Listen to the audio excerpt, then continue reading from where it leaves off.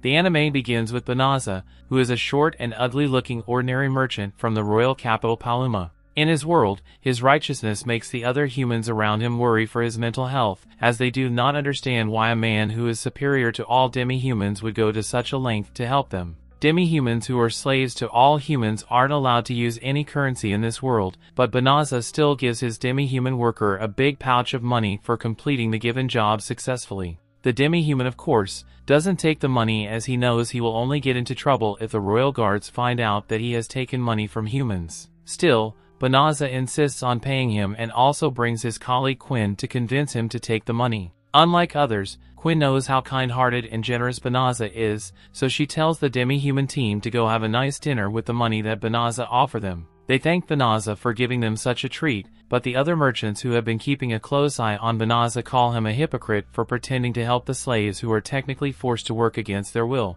Banaza understands how the other merchants in the town feel about him, but he doesn't let it hurt his feelings and defends his actions, stating that he just wants all of the species to get along with each other. Suddenly, a miraculous event makes Banaza glow shiny golden in color and teleports him away from where he was, making his subordinate Quinn worry as to where he vanished off to out of nowhere. It is revealed that Banaza has just gotten summoned from his world to another world to become that world's 198th hero candidate. As he makes his entry into this world, he finds himself surrounded by dozens of mages who welcome him to the magical kingdom of Clyrode. Upon learning that he was selected to be this world's hero, Banaza becomes confused as he is just a merchant who is clearly not worthy to become one. The head mage assures Banaza that he is a hero who will have to assist them in their prolonged war against the Dark Lord's army. Before assigning Banaza to one of the hero's posts, the head mage asks one of his maids to bring the assessment crystal ball to learn about the abilities that Banaza possesses. Banaza reluctantly places both of his hands on the crystal ball, making it illuminate in white. Apparently, the hero candidates who are summoned in this world are typically given divine blessings by the gods that help them stand out and become one of the strongest of the generation. However, Banaza reveals, who have given no such divine blessings, which terrifies even the maid who brought the crystal ball, as there has never been such an incident where a hero candidate is seen to have such ordinary status. Hearing the news, all of the mages who were responsible for summoning Banaza here are also let down, as the other mage team, who are just a few feet away, has been successful in summoning a person who possesses powers worthy of becoming the world's strongest hero. The hero with blonde hair who just got summoned gets full of himself because of his great stats and belittles Banaza for being an unlucky loser. Anyway, because of the legendary hero, Banaza gets completely ignored by everyone, making him wonder if anyone will send him back to his home world or not, since he is no longer worthy to be a hero. The king of the magical kingdom thanks the blonde hero for coming to this world and immediately gives him the title of knight, which is the highest title you can get. In the meantime, Banaza sulks on the balcony of the royal castle, being totally disappointed to see that nobody is treating him well just because he is ordinary. Since he has nothing else to do now, he looks around to check if he is actually in a different world from his home world and sees similarities that make him question where he is. Shortly after, the royal guards of the kingdom throw Banaza out of the castle and send him away to the far side of the kingdom, granting him permission to live in the dangerous forest as he pleases. Banaza, of course, wanted to return to his home world, but since the portal that was used to summon him has closed down and cannot be used to send him back, he accepts his fate and happily heads towards his next destination. On his way, he tries to make small talk with the lizard man carriage driver, but the lizard man refused to speak to him, as he has been commanded specifically not to tell him anything about this world. Seeing the lizard man being so obedient to the kingdom, Banaza assumes that he is a slave and tells the lizard man that the world he has come from is a very horrible place where humans have made all of the other species their slaves. The lizard man cracks up hearing about such a vile world and explains that unlike Banaza's world, there is no discrimination in the world between demi-humans and humans. Now that the lizard man has opened up a little, Banaza asks him again about the forest they are heading to, since he knows nothing of it, but the lizard man still refuses to speak to him and he closes the window on him. So for the rest of his traveling days, Banaza just eats, drinks, and sleeps, and after 20 lonely and long days, he reaches his destination, the Delavisa forest. Before leaving, the lizard man gives Banaza a special other dimensional pouch full of money and food that was given to him by the king and whispers to him, giving him the horrifying news that the Dark Lord, who is the one the kingdom is at war against, lives somewhere inside the Delavisa forest. Banaza thanks the lizard man for the heads up, but he doesn't run away as he doesn't know where he should go. Instead, he redirects his focus to see what items the pouch has and extracts everything from his inventory by simply placing his hands on top of the pouch. The system menu shows that Banaza has received basic clothes, a pouch that contains endless water, a good amount of food, armor, basic farming tools, loads of gold coins, and a set of house construction magic. Banaza takes out the armor, which is just a cheap sword, and immediately tests its sharpness on the slime nearby. After killing only 3 slimes, the sword gets completely destroyed, leading Banaza to become disappointed and feel scammed. The system menu pops up again, notifying Banaza that his rank has leveled up to level 2, which has caused all of his abilities to increase to infinity. However, Banaza doesn't understand what the infinity sign means, so he turns on the voice guidance of the system,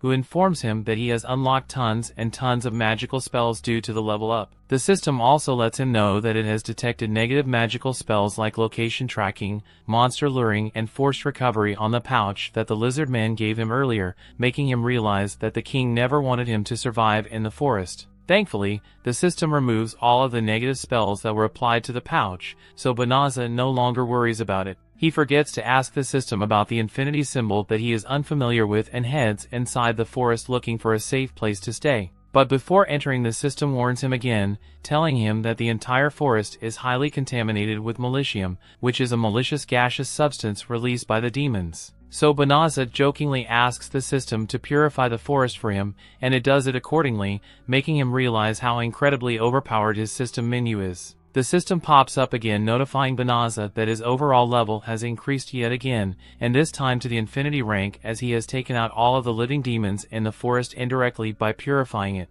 On the other side, back at the royal castle, the first princess finds it cruel that the hero candidate Banaza was treated so harshly just because he wasn't blessed with any superpowers. However, the king states that it is only fair that a piece of trash like Banaza should be sent to die, as he is nothing but good for nothing for their kingdom. The court mage visits the king, telling him that he has found evidence that the most powerful holy magic in their world, named purification, was just used in the forest where Banaza was sent, making the king realize that something is definitely out of place. Speaking of which, Banaza's level increases from only level 2 to an outstanding level of 367. He wonders why he leveled up so quickly and assumes that everyone else also levels up just like him, since he still considers himself to be ordinary. So he turns off the level up notifications and asks the system how much magical power he has left after purifying the forest.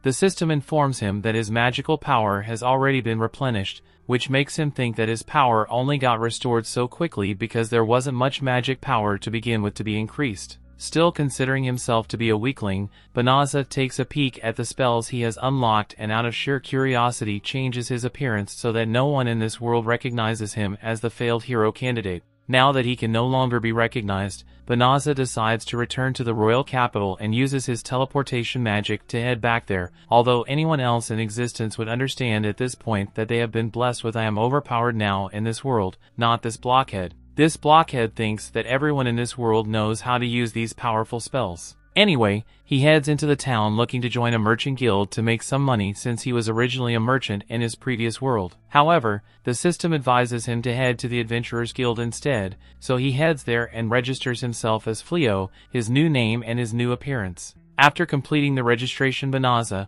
who is now Fleo, gets his E-ranked adventure badge and heads off immediately, looking to take some adventure quests. At that time, a little girl at the guild begs all the adventurers to escort her to the forest where the demon army resides, so Fleo agrees to take her there, revealing in front of everyone that he has the ability to use teleportation magic. Hearing this revelation, all of the adventurers are shocked to their chorus as they cannot believe that an E-ranked like him can use such a high-level spell that only a few sorcerers can use. A woman named Balarasa, or Royal Knight, gets too triggered by hearing Fleo's claims and tells him immediately to move away from the little girl, as she assumes that he is an imposter who is trying to take advantage of the little girl by lying to her. As all of the women inside the guild begin suspecting Fleo of being a human trafficker, he demonstrates to all of them that he can indeed use teleport magic and takes 5 of the girls, including the little girl, to the Delavisa forest in the blink of an eye. A young mage who tagged along with him still gets suspicious of him and calls him a great sorcerer of the highest order who is hiding his abilities. The royal knight Balarasa also formally apologizes to him for acting so rudely without considering that he could have been telling the truth. Following her, all of the girls also apologize to him and promise to no longer be suspicious of him. The little girl notices that the forest is no longer surrounded by militium, to which Fleo tries to explain that he was the one who used the purification spell to clean up the entire forest. But the system stops him from revealing that information and tells him that the little girl in front of him is a demon who will definitely become hostile towards him if he gives her that information. The other girls who came with Fleo also realize that the little girl with them is a demon who has been hiding her true appearance, so they prepare themselves to kill her, as the little innocent reveals its true terrifying form and threatens to crush everyone to a pulp. All of the girls lose their fighting spirit instantly, but not our protagonist, as he is completely protected with his infinite plot armor, so he steps up to protect the others and teleports the girls away first before dealing with the demon. Refusing to die at the hands of the demon, he decides to go all out on the demon and summons all of his spells at once to use them on the demon, not knowing that his spells are completely overpowered. The story continues. We see Fleo not wanting to be killed by the wolf demon Fenris. He summons all of his available magic spells, being completely unaware of how devastating the results would be, as he still considers himself to be weak. Fenris rushes towards him to prevent him from activating the spell, but it doesn't work as Fleo dashes away from him, using another one of his insane magic spells. Fenris follows up with a tail whip, but once again it gets blocked by the self-unaware prodigy mage, who uses the spell called Magic Wall to stop the wolf demon from coming any further towards him. Fleo uses the whirlwind spell next to it, causing it to get trapped mid-air. However, Fenris, who reveals to also know some magic spells, uses the short teleportation spell to teleport behind Fleo and attacks him once again. But Fleo ensures that the demon doesn't manage to move any further towards him and uses a gravitational spell on it to make it fall flat on the ground, realizing that this is the perfect opportunity to defeat her. Fleo wonders what magic spell he should use next. The system, being the most helpful thing ever, suggests Fleo use the subjugation spell on the wolf demon, explain that the spell will allow Fleo to have total control over Fenris's thoughts and actions. However, Fleo, who has seen how slavery works in his past life, decides not to use that spell on the wolf demon, so he asks the system to come up with some other suggestions. The wolf demon, in the meantime, tries to activate her own magic spells, totally disrespecting the overpowered system that is in the middle of talking with the main character. So system takes the liberty herself to cancel the spell of the wolf demon and continues her conversation with Fleo, telling him once again that he should use the subjugation spell. But Fleo refuses, once again giving up the opportunity to add a demon girl to his harem, and once again asks the system to come up with something else, but the system persists in using that spell over and over. Therefore, being left with no other choice, Fleo waits out until Fenris gets out of magical energy, making it easy for him to win without losing any blood. On the other hand, Fenris, who has given up completely, also gives up on her life, telling Fleo to just eliminate her, stating that a warrior like her who cannot fight has no right to continue living. However, Fleo expresses his wish to be a pacifist, claiming that he has never liked fighting with others. He even turns off his gravitational spell to prove to Fenris that he doesn't have the will to fight her over nothing. But it should be mentioned that he was the one who completely eradicated Fenris's species when the system cleansed the demon forest. So Fenris does have the right to fight him, but since she doesn't know that, she decides to listen to what this unaware hypocrite has to say. Fleo states that he doesn't differentiate between humans and demons and thinks of all races equally. His statement shocks Fenris, who calls him an idiot for thinking in such a naive way, telling him that his ideology will lead him to his own doom, but his naivety is exactly the reason why she decides to befriend him and turns back to her human form. Fleo asks Fenris to promise him that she won't be fighting anyone ever, but before she can give him an answer, she is rendered unconscious because she has no magical energy left in her. But the system assures Fleo that Fenris isn't in any type of danger, so he gets relieved and continues looking after her till the evening.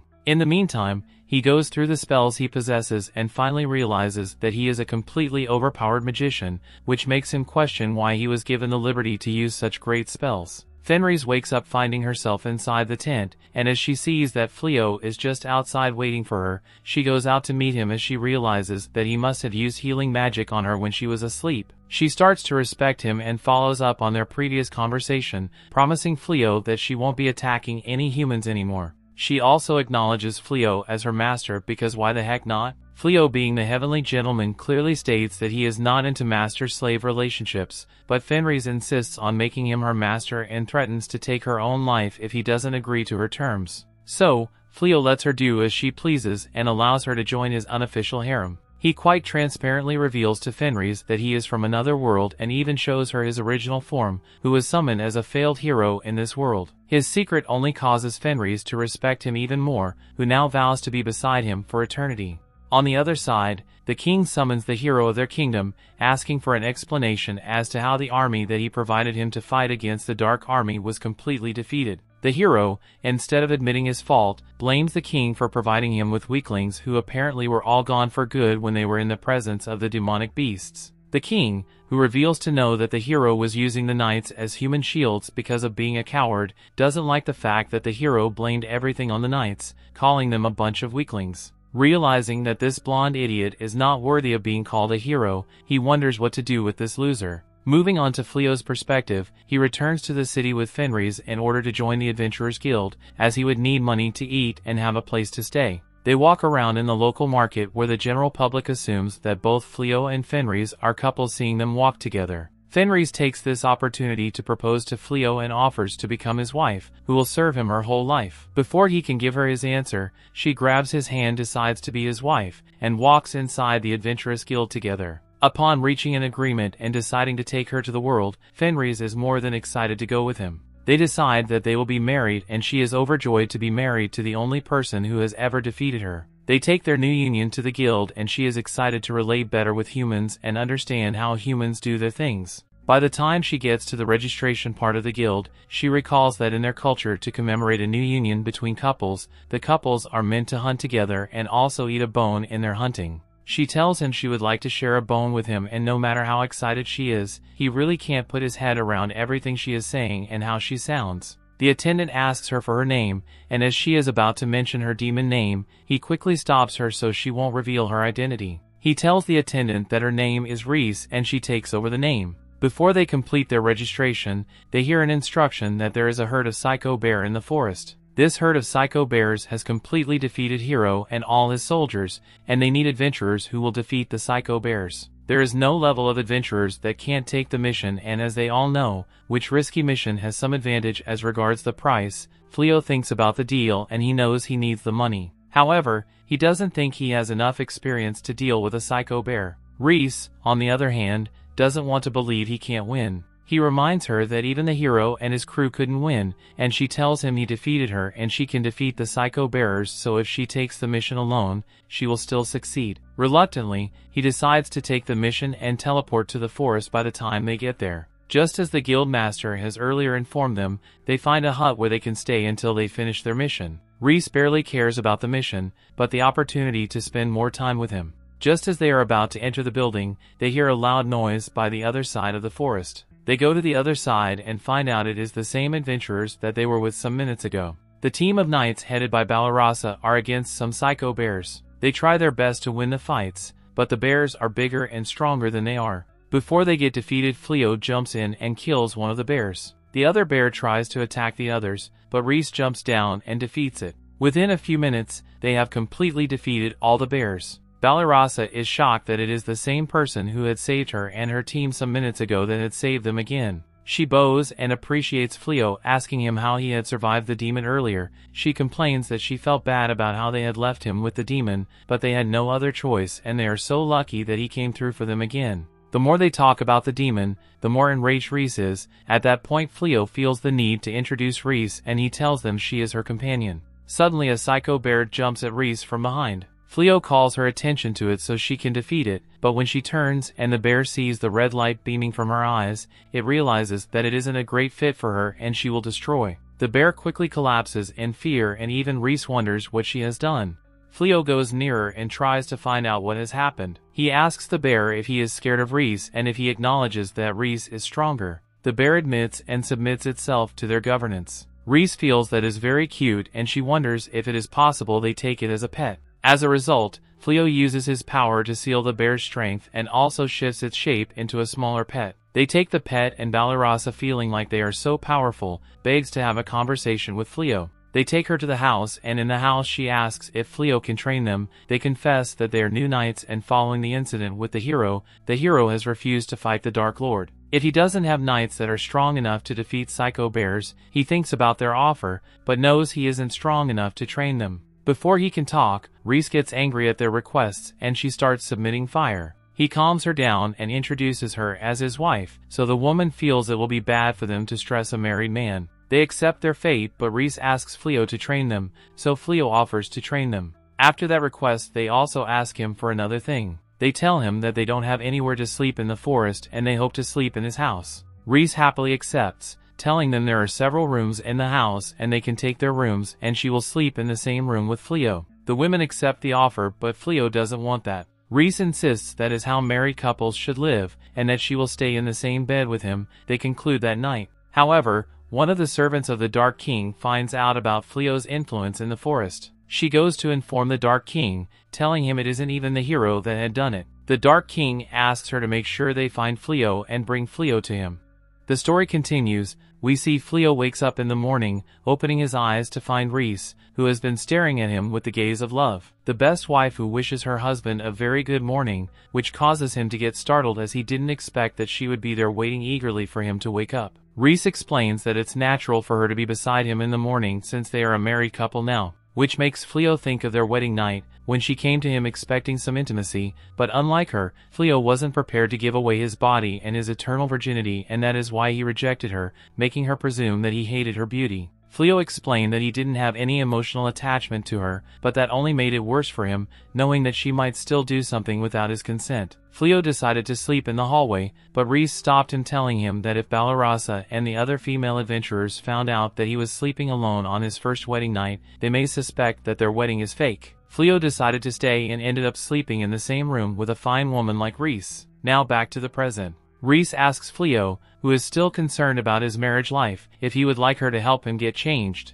Fleo claims to be fine doing it on his own, but Reese insists and starts doing plot-relevant things just as Balarasa enters their room. Perfect timing, I would say. Balarasa instantly becomes embarrassed seeing the two in such an unpleasant position and leaves immediately, realizing that she is just causing disturbance to this newly married couple. Later, Balarasa and the adventurer group head out into the forest, where she encounters a giant warboar and prepares to attack it for her knight's swordsmanship training. However, the warboar overwhelms her with its strength easily and forces her to fall back and run for his life. Blossom comes to assist Balarasa, as she too is good as a swordsman, but she too ends up getting trapped by the warboar, so before it can harm her, Fleo instructs the mage Bellano to use defensive spells against it to help out Blossom. Bailarai, who is the archer, follows up with her arrow, but she reveals herself to be just as pathetically weak as the others. Bellano's magic gets completely drained after using it for only 5 seconds. Anyway, with her defensive spell gone, the boar attacks the group once again, which just shows that they all have a long way to go before getting anywhere near becoming professional adventurers. The training session ends and Fleo brings all of them back home and gives all of them a room for free as they need a place to stay. He also got this house at a very cheap price for defeating the Psycho Bears earlier in the story, so sharing a commodity with his friends doesn't matter to him much. The adventurer is thankful Fleo for showing them such generosity when he is already doing them a huge favor by training them for free. Reese comes there stating that their lunch is ready, but it's just some raw meat that she prepared by cutting the mountain board they hunted earlier. It's so raw that I think a skilled surgeon can patch its wounds up and revive them back to their original form. Fleo is certainly not a fan of raw steak, so he tells Reese that she should try cooking the meat first before serving it to them. But clearly Reese doesn't have any experience cooking food, since she is used to eating everything raw, so Fleo decides to do it on his own and cooks a grand meal for all of them, causing Reese to get mad at him since she believes that it's a woman's duty to be in the kitchen. After having a very nutritious lunch, Fleo brings back all of the warboars he hunted in the mountains to the Adventurers Guild to exchange them for money. He realizes that he went a little overboard with the hunting, as his loot collection leads him to become the center of attention by people who don't understand how a rookie adventurer can be so skilled. While the receptionist assesses their loot, Reese decides to go around the town, claiming to have some personal business to deal with, which Reese has certain suspicions as she is still a demon. As she takes her leave, a beast man named Lilith approaches Fleo, informing him that he has become the talk of the town recently because of his outstanding adventuring abilities. Even the hero has apparently learned about Fleo's powers, which is why he has invited him to work under him. Lilith promises that if Fleo accepts the hero's offer, there is a chance that the king will make him a knight of the kingdom. However, Fleo isn't sure if saving the world using his powers is better than chilling in this world using his cheating skills, even after realizing that he won't be getting any better offer than this one in this lifetime. Fleo refuses it because he doesn't want to take part in subjugating the demons who belong to his wife Reese's race. He steps out of the Adventurers Guild, finding Reese who looks completely worn out, making him assume that she was attacked by magical beasts or something. But Reese explains that she went out in town to learn how to cook from a chef, which ended up becoming the hardest thing she has ever done in her life. But wanting to gain the love of her husband, she gave it her all and went through all sorts of chaos, destroying the entire kitchen accidentally. On the other hand, the hero, who has taken an interest in Fleo, reveals to have already done his main quest in this world, which is to make a harem. He realizes that if he can make Fleo and his wife Reese joins his team, he will be able to defeat the Dark One and get the king's favor once again. So he continues to send repeated invitations to Fleo for the next 3 to 4 weeks, but Fleo's answer remains the same as ever. Reese, who can't take this mental torture anymore, decides to get rid of the knights so that they don't bother them again, but Fleo doesn't want her to take such extreme measures as he wants to have friendly relations with everyone in this world. The female adventurers are still living with Fleo for this past month to train under him. Blossom and the bunny rabbit occasionally help Fleo grow his cabbage farm by working as a part-time farmer there. The entire team spends several months training so they can become better. They get exhausted as a result of their training and they feel tired. Bellano can no longer wield her magic due to tiredness, and as a result Fleo gets a magic ring and gives it to her so she can train with it. He asks her to put the ring in her middle finger to enhance her magic, but after he leaves, she removes the ring from her middle finger and intentionally puts it in her marriage finger. When Reese sees her, she immediately stares at her and warning her not to try that with her man. Also, Balarasa gets attacked by a sea-level beast, although she knows she can defeat the beast without doing too much. She intentionally refuses to fight the beast and starts calling Fleo's name. Reese realizes her pretense and slays the beast. She approaches her, telling her that she knows she could kill the beast and she was only calling Fleo's name because she was craving attention and she wanted it. They return to the house that evening after all their argument. They are welcomed home by a dinner specially made for them by Reese. When they all get a taste of the food, they are amazed at how awesome it tastes. They admit that they have barely eaten a meal that nice, and Fleo is shocked that Reese can cook. He comments that he didn't know she had that many skills, and she also admits that she never felt the need to learn because she had always thought she could use her magic to prepare meals. However, when he went on his trip, she decided to take a class so she could provide for her husband's needs, and moving on, she realized it was a good investment. She asks them to dig into the meal and also tells Fleo that she has another meal that she had prepared specially for him. She recalls that when she was in the kitchen, she was told by the chef that there was a meal and that if she prepared it for her husband, it would make him fall in love with her. It is curry stew, and she also tells her that she should add a love portion to the stew as she was advised. She prepares the meal with the portion and serves Fleo. Fleo enjoys the meal and he appreciates her greatly for it. Unfortunately, Eulimenas, the right-hand demon of the Dark Lord, arrives at the mount to find out the man destroying their territory. She is shocked to see Fenris, one of the greatest demons, eating and dining with humans. She can't believe her eyes and she goes closer to get a better view, just as she has assumed it is Fenris. Before she could even think of what to do, Reese appears behind her, asking her what she is doing in her territory. She is startled seeing Reese and she shifts her back. Reese asks for the reasons behind her visit and invites her into the house. Fleo, who doesn't realize that he is with another great demon, treats Eulimenas as well and serves her tea. When Eulimenas drinks the tea, it is too hot for her. Reese doesn't care about all of that and she is more interested in Eulimenas' mission. Eulimenas asks her what she is doing there, and she brags that Fleo is her husband. Eulimenas eventually narrates that she has been hearing several things about the forest, and she was sent by the Dark Lord to confirm what is happening. Upon getting to the forest, she found out all the demons that had been situated there had been destroyed. Fleo chips in that he was the one who used his purification power to destroy the demons there.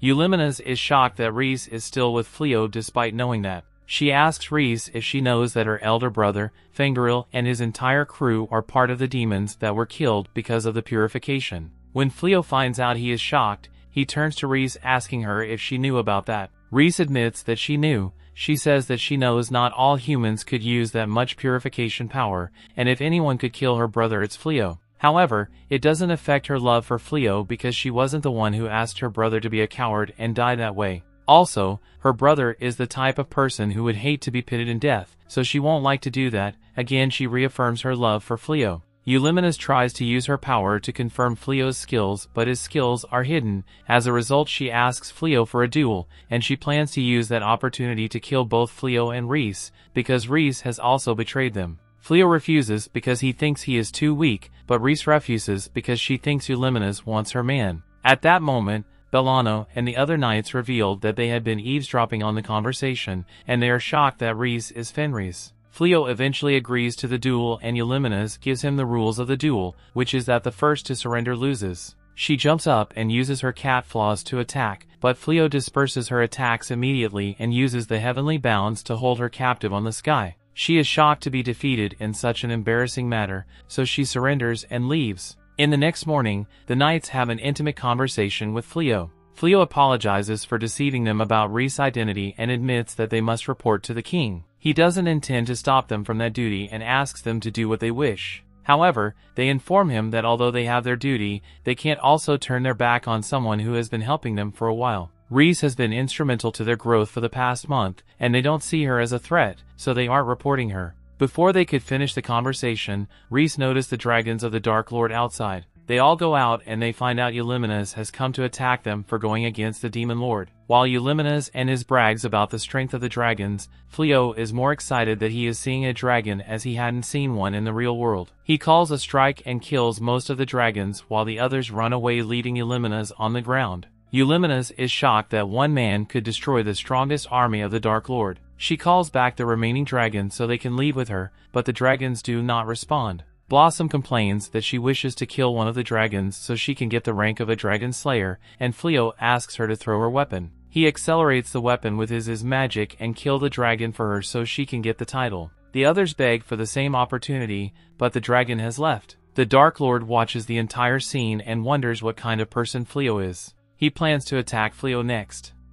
The story continues. We see Fleo sets up a barrier around his house using his overpowered magical abilities in order to stay protected, just in case some other dumb BS like Eulimenes decides to attack them with a demon army. Although Rhys thinks they don't need to worry about any unknown intruder. Not only Fleo, but Rhys herself is strong enough to take down noisy cats like Eulimenes. Even thinking about that sassy cat makes Rhys mad, so she moves on, telling Fleo that he should have punished Eulimenes rather than sparing her life like the kind-hearted hero he is. Fleo states that he wasn't being kind at all, explaining that earlier when he learned from Eulimenes that he, or more exactly his system, was the one responsible for eliminating not only Rhys's brother but also the entire demon army. It made him feel responsible and filled him with guilt. It also made him realize that the revenge that Eulimenes is seeking is completely justified. Hence, he chose to not harm her anymore and let her walk away, but it's all good, since Rhys herself isn't very bothered about her brother's death. So Fleo moves on and focuses on what's more important, the big jiggly melons, just hanging there blissfully. Back at home, all of the adventurers are looking at Blossom's status, who seems to be too proud of herself as she has achieved many new stats and also a new title called the Dragon Slayer for beating one of the dragons in Eulimenes' army earlier. Although it's all thanks to Fleo's overwhelming support that Blossom was able to beat a dragon using a farming tool, she is still proud of herself. Balarasa, who is somewhat jealous of Blossom's achievements, decides to go back in the forest to hunt magical beasts since she too wants to become just as strong as Blossom. The other girls don't understand why this blonde girl is so obsessed with training and also call her out for being jealous, even though the title that Blossom received was all thanks to Fleo's contribution. Bellano, the mage who also wants to become stronger, takes motivation from Balarasa and decides to work as hard as she does. In the meantime, Balarasa reveals being in tears because she doesn't have a title, let alone the Dragon Slayer one, which apparently is so prestigious that even a commoner in their kingdom would be promoted as a noble if they were able to attain it. Wanting to have that title for herself, Balarasa wonders if she should beg Fleo to once again provoke the Demon King's army so that she too can defeat a dragon with his help. But because she also has a pride that doesn't let her cheat, she starts training in silence, lamenting over the fact that with Blossom's title she could have been able to live in the castle again with it, revealing that her family are ex-nobles. Anyway, while Balarasa is still crying like a baby, a man approaches her, asking her if she is familiar with an old acquaintance of his, claiming that he is a friend of Rhys. Hearing his answer and judging by his lack of equipment in this dangerous forest, Balarasa realizes that this man is dangerous, so she prepares herself for any incoming attack and asks the man what exactly his business is with Reese. The man reveals himself to be from the Dark Army but promises Balarasa that he doesn't have any ill intentions, claiming that he has only come here today because he wants to see a glimpse of Reese. In any case, they come back home and move on with their lives again until the Demon Lord once again comes at Reese and Fleo's house's doorsteps,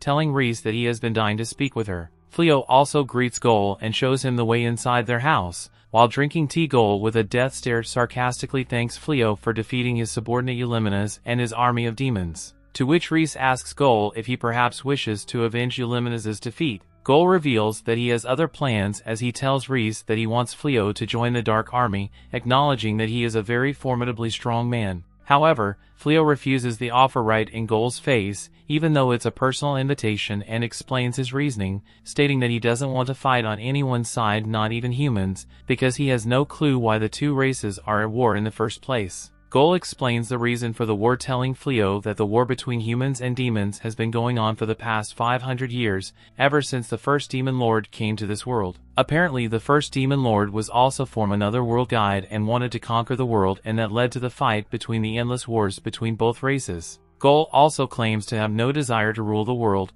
unlike the first Demon Lord, and that is why he wants the war to stop. But at the same time, he has a huge sense of responsibility for the demons of his kingdoms who are on the verge of being oppressed by humans, and that is also why he wants to protect them at the price of continuing the endless war. Understanding Gore's point of view and recognizing his overpoweringness, Fleo still decides not to join the demons as he still considers himself to be a pacifist, so Gore stops insisting for now and takes his leave, telling them that he will come another day to Fleo with the same offer in the hope that the answer won't be the same. Balarasa, on the other hand, who has completely lost the state of her mind being in the presence of the overpowered Demon Lord, loses consciousness for a whole day. But on the very next day, she once again finds Gore in their house's kitchen having breakfast with Reese and Fleo very casually, leading her to lose consciousness again. Gore realizes that he is intimidating the poor girl too much, so he approaches her with the goal of making her his friend. He keeps approaching her every day, but she continues to run away for her life every time because her only wish is to be in Fleo's harem.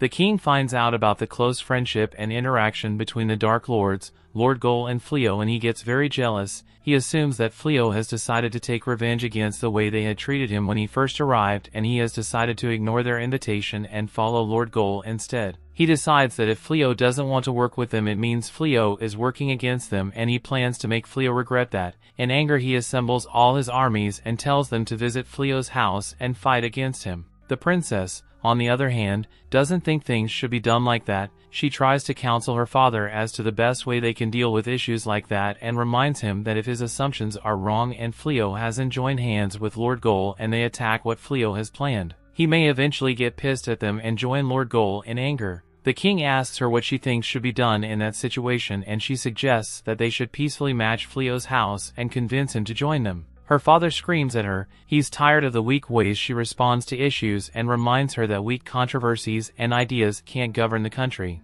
If you want to make a stand, you have to make it violently and with so much grace. He warns her about her weak ways. Before she can talk, the hero arrives and says he is ready to fight. He asks the king to give him the troop so he can control Fleo and ensure that Fleo joins his troop. Without considering what his daughter has told him, the king falls for the hero's superiority complex and sends his armies out to find Fleo. On the other hand, Lord Gore prepares to hoist Fleo again. As he is about to leave his quarters, he meets Eulimenes, who is so angry about Lord Gore's unfounded kindness and love towards Fleo. She advises him that his people will take his kindness for weakness, as he is no longer talking about his intending war against the kingdom, and he is now more interested in becoming friends with Fleo. Lord Gore doesn't take any of his acts as an act of weakness. He reminds Eulimenes that Fleo is a very understanding person and he is someone who is relatable. He claims he needs to get Fleo on his side in the battle because if the king gets Fleo, then the ball will be difficult. He also admits that Fleo is a much better leader than the king or the hero because he feels the need to settle issues amicably instead of fight. He advises Eulimenes to step down the armies because he isn't set to fight at the moment,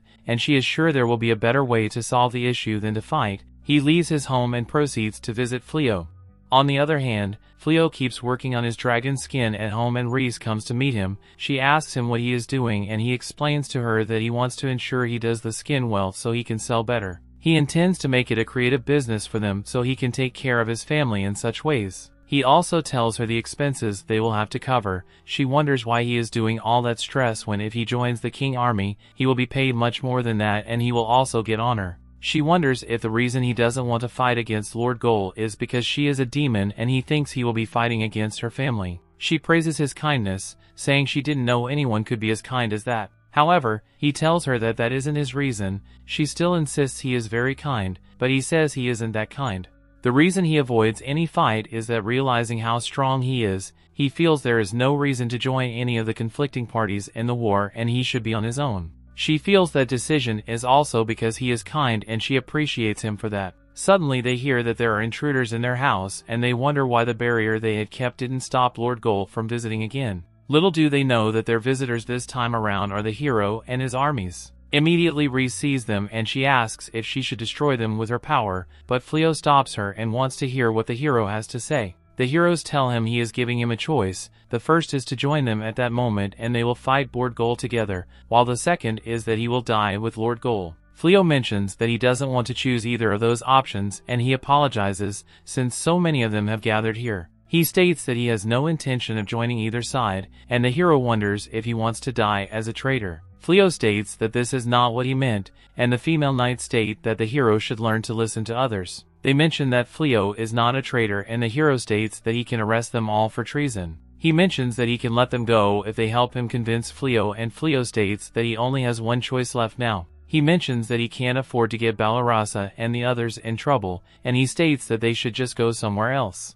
Reese mentions that it's fine with her as long as she is with Fleo, and the female knights ask him to take them with him as well. Balarasa mentions that they were taught from an earlier age that demons must be defeated, but after spending time with him and Reese, they have begun to have questions about this. They now wonder if it's alright to fight against demons, and she won't be able to face her father if she follows those who turn their force upon innocent people. The other knights agree with her and Fleo states that he will take them with him. He then uses his teleportation magic and he teleports his house and fields along with his friends. One of the soldiers then noticed his goal, and he states that this is the demon that's been frequenting Fleo. Gore notices that the house is gone and he wonders if this is the doing of these soldiers. This makes him angry and he reveals his true form as the Dark One. He orders his minions to attack the kingdom of Clyrode and show them what the demons are made up of, and the hero runs at the first sight of trouble. Afterwards, we see that Fleo and the others have teleported near a town called Hofto, which is west of the capital, and Fleo mentions that he came to this town recently to sell some dragon materials. The knights think that this place should be safe from both the hero and the Dark One,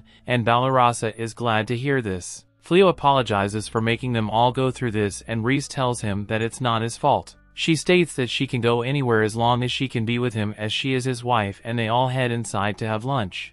The story continues. We see Lord Gore wages his attacks against the kingdom with great force. As time goes on, he defeats almost all of the strongholds of the kingdom, and he heads towards the northern stronghold where the king lives. As expected, reports of what had happened reach the king, who is so shocked he wonders what could have gone wrong, but there is really no time for him to think about all of that. He eventually asks about the hero, and he is disappointed to find out that, as usual, his hero has locked himself up in the southern stronghold because he doesn't know what to do. He asks them to get the hero to fight on their behalf, but it has to be a hero who can save himself and will save other people. Realizing that there is nothing he can do, he plans to send the knights ahead to defend the city. Still, they inform him that the situation is more than the knights, and in the next few minutes the Dark Ones will reach the northern stronghold, which means the entire city will crumble. The only solution available to them is to get the mage and start a purification to secure the city from the Dark Ones. The king wages his situation and he eventually picks his last way out, which is to start the purifications. Meanwhile, Greenel meets Lord Gore, who asks for feedback on the attack. She informs him that they are breaking the strongholds and in minutes they will succeed. He asks them to retreat, but she is disappointed because she thinks they will win. He informs her that the kingdom will resort to purification and he doesn't want any of his demons to get caught. Just as he had expected, purification starts and the city gets cleansed of all demons. On the other hand, Fleo arrives home after a stressful day and he meets Reese waiting by the door. While he is excited to be welcomed by someone, he wonders if she has been there for a while. She asks him if he wants to take his bath or eat dinner or if he wants to eat her first. He awkwardly picks the dinner and she prepares his dinner. While they eat, she asks about his journey to the city and if he has gotten a good place for business. He informs them that he wants to get a place to sell and they appreciate all he does to ensure the family succeeds. Blossom informs him that she wants to start selling the vegetables in their garden so she can also make income for the family. And Bylorite also says she wants to start horse breeding so she can also add her quota to the family. Blossom reveals that Bylorite is an horse breeder, so Fleo gives her a place to use. The others get jealous, but Fleo informs them that they do not have to be worried and they have all done enough to help him out. The next day, the guard gives the princess a feedback about the purification. He tells her that because of the purification, it will take the demons about 3 months before they can attack again, and this can give them enough time to prepare for such an attack. She appreciates all they have done to take care of the situation. Still, she reveals that as a result of the purification that they had used, the mages are tired and they have collapsed, including the king, her father. And it will take them a while before they will recover, so it isn't like it was a good thing. Irrespective of that, since her father is now incapacitated according to their law, she is the one in charge of the country and her first command is that the hero should be dethroned. The guard is shocked to hear this. She reminds him that the hero does nothing to help them when they are in need. The guard asks her what she intends to do after dethroning the hero, and how she intends to fight the Dark Ones. He suggests if they could summon another hero, but she reminds him that they don't have enough mages to do the summoning, so she doesn't know what to do. She intends to consult the oracle and find a solution, but she is fine with the hero being away. Following her command, the guards visit the hero and tell him that he has been dethroned. At first he assumes it was all jokes and tries to brag that they will need his help soon. He reminds them that he was crowned by the king and the princess cannot dethrone him, but they throw his bag at him, telling him to leave their city and do whatever he wants to do in the new world. He tries to beg at this point and promises to fight for them the next time the Dark Ones attack, but it is too late. That night, Fleo calls Reese and appreciates her for being with him. She tells him she will always be there for him, but before he finishes his talk, she sleeps off. After noticing that she is asleep, he comments about how he had thought he would be lonely in that world and he didn't know he could be that blessed. The next day, Balarasa and the girls tell the couple to go out on a date. Reese is so glad to hear this, and Fleo reluctantly follows her too. They enjoy the city, walk around as couples. They also visit a restaurant and eat good food.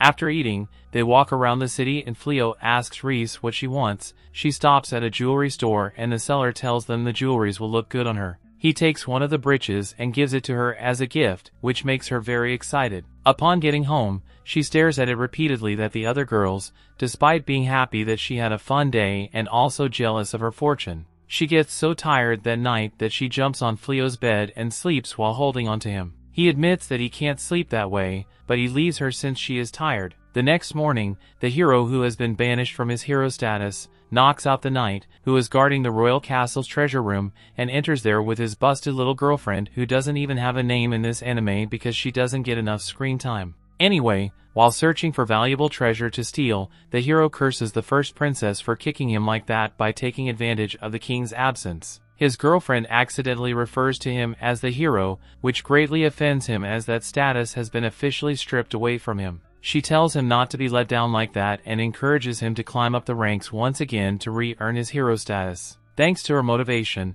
the hero gets his spirits up once again and reveals that he intends to defeat the Dark One so that he can reattain his hero status and live happily once again. So, he continues looking for any valuable treasures that might allow him to defeat the Dark One, telling himself repeatedly that he is special because unlike anyone else, he was chosen by the gods to be the hero. He gets jealous of Fleo for having magical powers that he cannot even use, which makes him wonder if he will ever be able to become even nearly as powerful as Fleo is currently. Suddenly, a mysterious voice seeks out the hero at that moment, asking him if he desires power. As the hero replies in the affirmative, the voice tells him that if he releases her from her restraints, she will bless him with all the powers he can imagine. Although this is clearly a very cliché bait given by any evil villain, the dumb hero, of course, falls for it, being oblivious to how deceiving the people of this world can be, and follows the instructions of the voice, heading to a secret room that leads to a sword. The voice promises that she will fulfill any of his wildest desires if he draws out the sword, so the hero happily takes it out,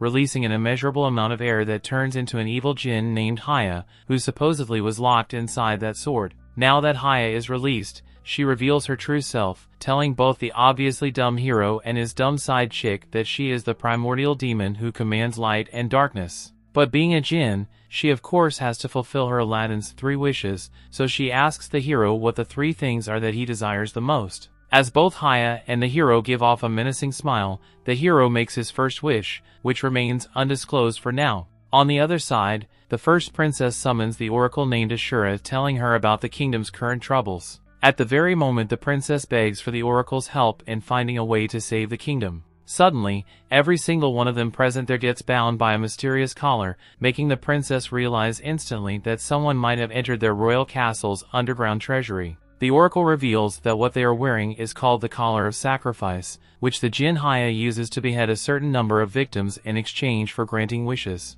The princess, who seems to be aware of the Jinn, reveals that a long time ago, one of the previous kings wished for the death of the Dark One, and in exchange, he sacrificed half of the lives on this continent. Realizing how wicked and evil the Jinn is, the mages of the continent sealed her, sacrificing their own lives in order to do so. But now that someone has released that seal that can no longer be undone, since all of the mages in their kingdom are out cold for the next 2 months, the princess wonders how she will get past this catastrophe. She seeks the oracle's help, who uses her powers and suggests that the princess find the true hero, claiming that he will be able to help her. The kingdom's advisors instantly realize that it must be Fleo, who is known to be immensely overpowered in both strength and magic, but upon learning that he has been deliberately avoiding working under the king and the hero, the princess decides to go find him and convince him to come help them. While she is on the way to find Fleo, we see Fleo is busy selling a shield to a local armor shop owner and showing off his merchant skills. He manages to also convince the shop owner to buy many more of his monster loot items and the goods that he has been procuring here in this small town.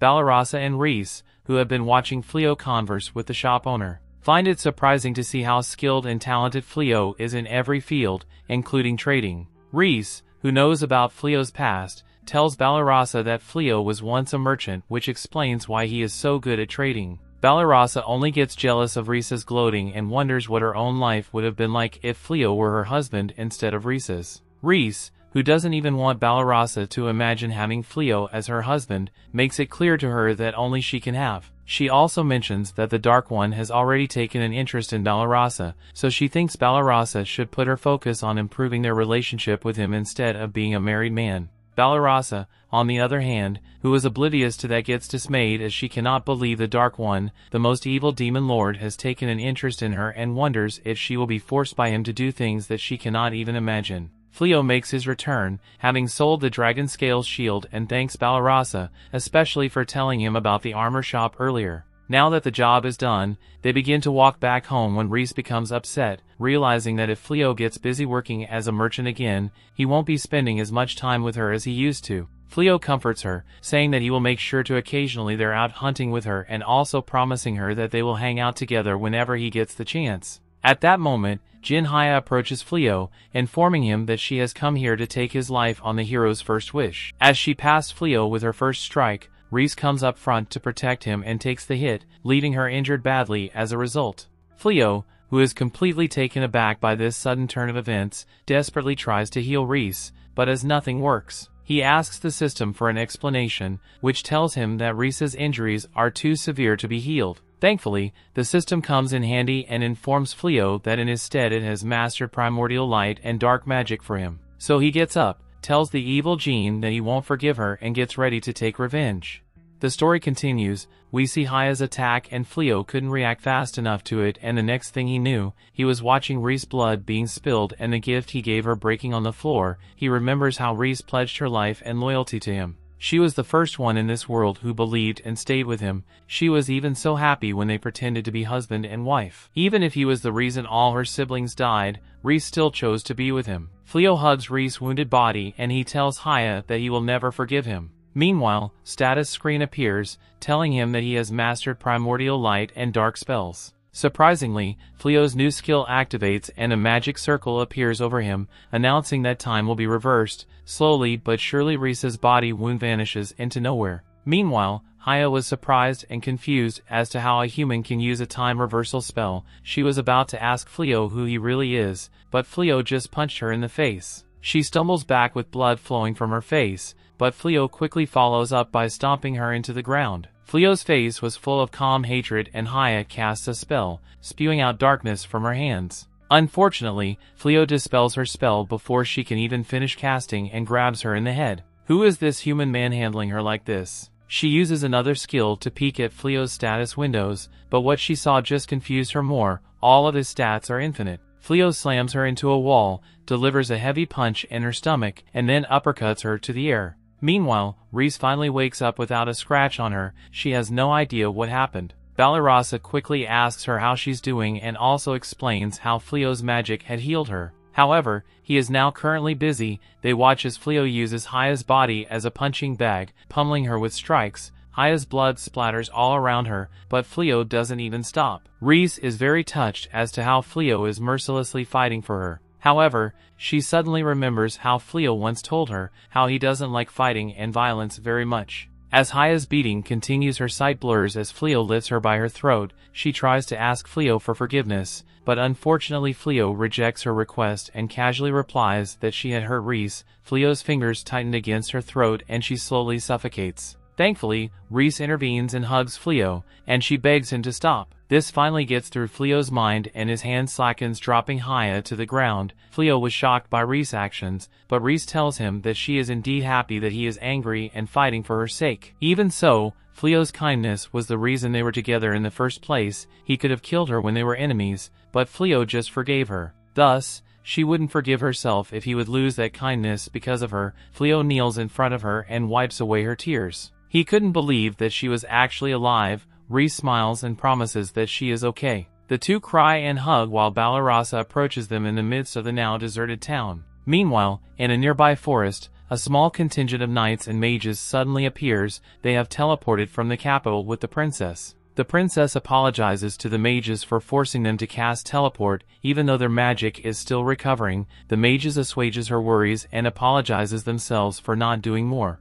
If they had more mana, they would have been able to take her to the nearest town. The princess turns to her nearby guard knights and gives them their orders. They will guard the mages while they rest. Currently, their group's mission is to search for the true hero by asking around. To their surprise, the collar of sacrifice around their necks suddenly breaks apart. All of them were surprised, and the princess wondered if the Jinn who put the collars on them might have failed to grant the wish in exchange. Back in the capital, guard knights pound on the door in one of their dungeons. They demand that the blonde hero surrenders himself before the princess. The blonde hero's follower, Tsuya, panics and wonders if they're going to be executed. Meanwhile, the blonde hero was annoyed that the Jinn's promise to grant his wish of killing Fleo failed. To their surprise, another voice abruptly emanates from the room where the Jinn came from. The voice giggles about the fact that the Jinn failed. Dark smoke leaks out from the room and racks around Tsuya, causing her to faint. After a few seconds she gets up again, but with a whole new personality. Someone else had taken over her body. The new Tsuya examines her body and then casts a spell to change her clothes.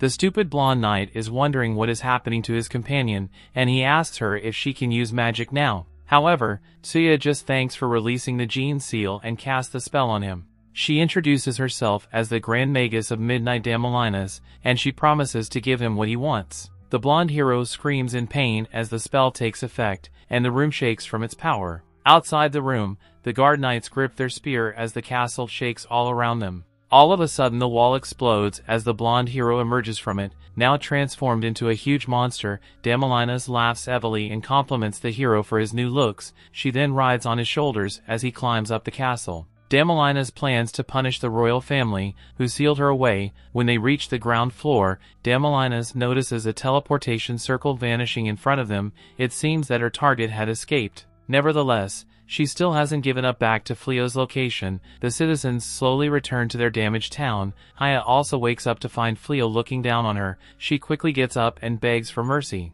She asks them why he healed her, but Fleo just points out that Reese is fine now. Balarasa asks Fleo what they should do with Haya, since they can't just leave her to the guard. Fleo wonders if he conceals her again in the capital. Haya was surprised that he knew about that, but Fleo explains that he looked in her memories to know why she attacked them. He saw how the blonde hero had freed her in exchange for the wish. If he just returns her to the castle, something similar might happen again. Thankfully, Reese has a solution. She jumps into Haya and pronounces that she will now be Fleo's servant. Fleo tries to interfere, but Reese stops him. After all, the Jinn would be a good asset to their. Fleo asks her if she's truly okay with that, but Reese is actually just frustrated that it's her own weakness that caused her to be defeated. Reese finds it rather frustrating that she lost and blames everything on her own weakness, which shocks both Fleo and Balarasa, as they cannot believe how easily forgiving this girl is. Since she has forgiven Haya already, Fleo himself no longer holds a grudge against Haya and considers making Haya his ally, or more precisely, his new servant. He holds out his hand to her, telling her to promise him that she will never take anyone's life again.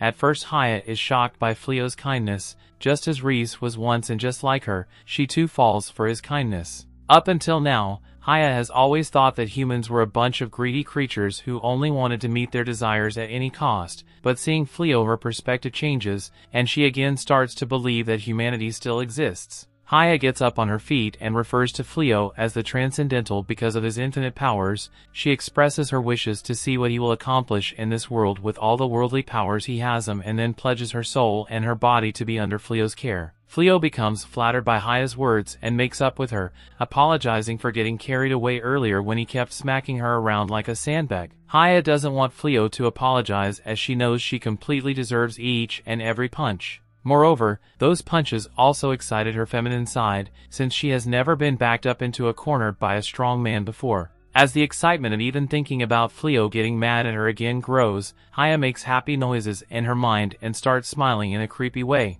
Reese realizes that this 1,000-year-old Jean is having some perverted thoughts about her husband, so she makes it clear to her that Fleo is only for her to have. With everything settled, Fleo takes a look around the town and notices how everything in their surroundings is in shambles because of his and Haya's battle. He takes responsibility and decides to use the time reversal spell on this area to fix everything back to its original state, just like he used it on Reese when she got injured. However, Haya interrupts him from using that spell, telling him that if he does so, it will complicate things, as the time reversal spell only moves time within a specified area, and that means that a discrepancy will be created between the areas, which can lead to unwanted accidents, so she suggests that Fleo only use the time reversal spell on a single person. As in that case, there won't be any sort of side effects. She also reveals that the time reversal spell was never meant to be used by any human but by gods, and that is exactly why it has to be used with precautions. Fleo doesn't want to know why he has such godly abilities and asks Haya if she has any idea about it. Haya,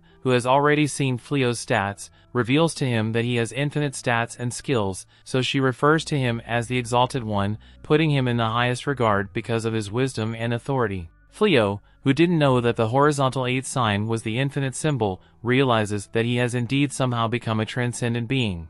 He also learns from Haya that he can use total acquisition magic, which means that whenever he is hit with a spell he is able to learn that spell in an instant, which explains why he was able to learn all of Haya's magical abilities during their fight. He finally understands why using powerful spells can bring unnecessary harm to people, so he decides not to use the time reversal spell on the town and instead uses his normal restoration spell to fix the place. They go back to their house, where Haya introduces herself to the other girls as the Jean, who commands primordial light and darkness. She also reveals to them that she will be living with them from now on because her new master, Fleo, has turned her into his servant. The girls, who were already baffled that Fleo had befriended the Dark One, cannot believe that he is now making mythical beings like Jean into his slaves. Bailarai doesn't want to share a roof with Jean, so she turns to Balarasa, begging her to convince Fleo to take Haya somewhere else. Balarasa assures her that they will be okay to live together with the Jean and even promises her that in case things go wrong, they do have the overpowered cheat skills user by their side, who can bring any situation in his favor. Later at night, Balarasa approaches Fleo, noticing that he is just staring mindlessly at his hand, which makes her assume that he wants to beat his hidden monster. But I guess that isn't the case. As Fleo explains that he is just thinking about the great power and the great responsibility he now has that he doesn't know how to use, Balarasa comforts him, saying that he always makes the best judgments and believes that he will only use his powers to protect the people he cares for. Fleo then returns to his room, finding Reese to be upset. Before he can ask her what's wrong, she grabs his hand and gets on top of him. Reese, who has come to the realization that Fleo will be able to return to his world if he manages to learn the summoning spell using his cheat powers, makes it clear to him that this is his current home, but in case he still intends to go back, she requests that he take her along with him, as she doesn't want to leave by her side ever. Fleo didn't have any attachments to his previous world to begin with, so he promised Reese that he wouldn't be leaving her side. He gives her a hug and expresses his desire to make her his real wife, as he has now realized how much he cherishes her. As both of them realize that they share the same feelings, they kiss each other. Fleo gets ready to share this protein juice with Reese, but out of nowhere, Haya enters the room at that moment, claiming that she wants to see her master's hidden monster and ruining the moment for all of us. Reese actually decides to erase Haya from existence, but Fleo stops her just in time, telling her that they can always do the thing later. The story continues. We see the first princess had finally reached the western town of Hofto, where Fleo and his friends relocated to. She tries asking in one of the shops whether they know of an adventurer who can defeat magic beasts on his own. Unfortunately, the shop owner just shakes his head and tells her that he knows of no such person matching that description. The princess dejectedly leaves the shop and looks around the busy street. She has no idea where to look and how to find Sir Fleo. Meanwhile, Fleo and his friends are just about to eat lunch back on their farm. Everyone immediately compliments the delicious food, which makes Reese the cook very happy. Haya tells them that she could have cooked with magic, but it seems Reese doesn't want that. Reese proudly reminds her that it's her duty to make food for their pack, so she wants to do it by hand. Instead, Haya can help in other chores like cleaning and laundry. Haya nods her head and immediately accepts the job. Their interaction makes the other girls nervous. Reese was originally in charge of cooking, so they help with the other chores to make themselves useful, but if Haya does all of it with magic, they'd look like freeloaders now. After lunch, everyone heads out to start their day.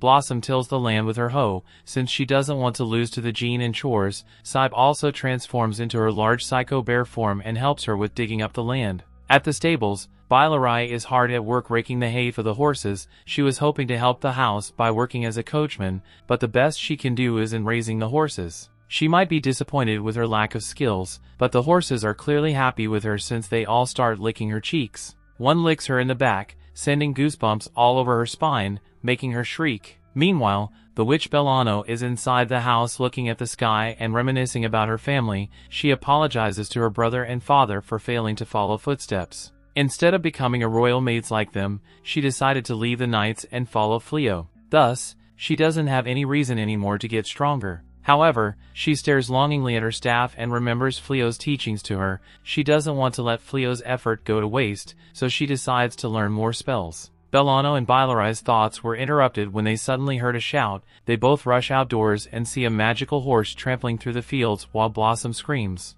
The horse then changes directions and runs straight towards the two girls. Thankfully, the Bellano manages to cast a shield before them and stops the force in its tracks. Balarasa approaches them and apologizes for the trouble. She couldn't bear to kill the magic beast, and it seemed docile, so she decided to just bring it near their farm, but now that it's attacked people. She pulls out her sword, but Bailarai asks her to wait. They all stare at the scene for a few seconds and Bailarai guesses that she might know the reason the horse went wild. She yells out to Saib and asks her to turn back to a rabbit. Bailarai then took some rope, a spade, and after a few seconds managed to make a pretty good makeshift rein for the horse. She tosses the spade at the horse and it bites down on it, letting Bailarai pull on the horse and jump on its back. After a few seconds of wrangling, she finally calms the horse down and steadies its gait. The other girls congratulate Bailarai for her masterful taming. Bailarai looks around and she asks Balarasa if they can use the land around them. Balarasa replies that it's currently owned by the town's lord, so if they buy it, it would be fine. Meanwhile, Fleo and Reese are back in town to sell some armor. Reese clings to Fleo since she can't flirt without getting interrupted back home. At the shop owner starts inspecting the salamander armor that Fleo brought. It's lightweight and ideal for a woman, so he asks Fleo if he wants some ornamentation added into it. The shop owner pulls out some magic stones and a gemstone quickly catches Fleo's eyes. Meanwhile, Reese is happily waiting outside the store. She then notices the surroundings are suddenly getting overshadowed by something in the sky. In another part of the town, the princess and her guards are still looking for Fleo. When the shadow falls upon them, they all look up and see a large magic circle in the sky. From this magic circle emerges a huge monster with a woman riding on its shoulder. It was Damalina's and the hero turned monster. The townspeople start running away while Fleo exits the store and learns from Reese what's causing the commotion. Realizing that people might be in danger, they rush in to help. The monster starts rampaging through the town, but when Damalina spots the princess, she directs it towards her. The princess's guards immediately jump in front of their charge, but Damalina's just casts a spell, and they are all blown away with magic. Meanwhile, Haya meets up with Fleo and Reese in town. She explains that she sensed evil from the town, so she hurriedly rushed over. She also points out how the monster is a human and the witch is the Grand Magus of Midnight, Damelina's the apricot. She was once the strongest mage in the magical kingdom of Clyrode, and ruled over it with her forbidden black magic. She was defeated by a hero, but her will lingered on. It was sealed, and the pedestal of the sword where Haya herself was sealed, so, when she was released from her seal, then Damelina's was also revived. She was acting as the sword since humans were too weak to seal her. Haya bows to Fleo and asks for permission to eliminate Damelina's. Fleo allows her, but also tasks her to prioritize saving lives. Meanwhile, he and Reese will evacuate the people. The princess is down to one guard and the monster is almost upon them. The princess also recognized Damelina's, while Damelina's taunts her. She was about to attack when a magic spell suddenly explodes between them and Haya appears. Damelina's asks her why she's interrupting them, but Haya coldly replies, she's just eliminating those who disturb her master. Damelina's flies to the sky and starts raining lightning upon them, but Haya just absorbs them. She tells Damelina's that a resident of this world like her will never defeat a Jean. Damelina's changes tactics, and the monster pounces on the Haya, but that's not all. She also starts casting fire lances at her. Haya creates a whirlwind which deflects both the magic and monster. Damelina's is starting to get annoyed, but she still hasn't given up. She starts calling upon her black magic, and the monster suddenly grows exponentially, and it soon stands towering over the whole town. The princess realizes that if that monster rampages, everyone will be doomed. Damelina's laughs at the spectacle, being certain that her monster will cause terror in this town. However, out of the blue, her magic circle disappears into nothing mysteriously, leaving her completely out of words, as never before has such a phenomenon happened where her spell was completely broken. Haya realizes who might be behind it, and as she turns behind her back, she finds Fleo and Reese running towards her. Fleo proudly claims that he was the one who dispelled the magic circle by directly taking down the huge monster. Fleo isn't upset with Haya for failing him,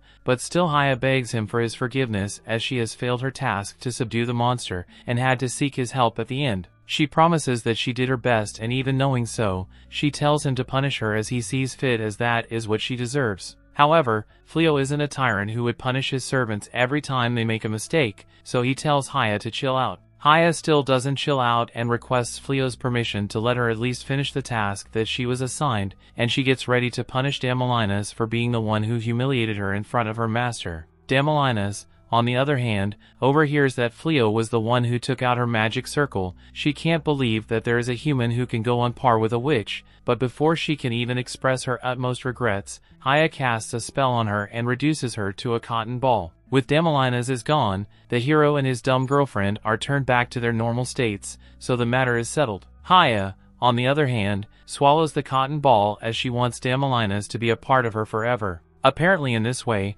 Haya can seal anyone within her psychic realm and sees a potential opportunity to discipline Damelina's there, so that she can turn into a proper servant for Fleo. Haya assures Fleo that if Damelina's becomes a good girl, and her powers can be used for their benefit. Although any other wife would be instantly jealous to learn that her husband is about to get another busty woman in his harem, not Reese, because she actually commends Haya for getting her another useful servant. Anyway, they move on to the much more important matter, which is how they are going to deal with this hero disguised as a villain. Fleo, being as peaceful as ever, expresses that he doesn't want to get involved in any further trouble, so he suggests that they hand over the hero and his girlfriend to the knights of this kingdom. The first princess, who has been keenly wanting to meet Fleo for all this time, finally approaches him. She introduces herself cordially as Elizabeth Clyrode, the first princess of this magical kingdom, and bowed down to him, showing him a glimpse of her heavenly melons. She thanked him for saving this kingdom from such a huge crisis, and at the same time apologizes to him on behalf of the king and also the former hero of this kingdom,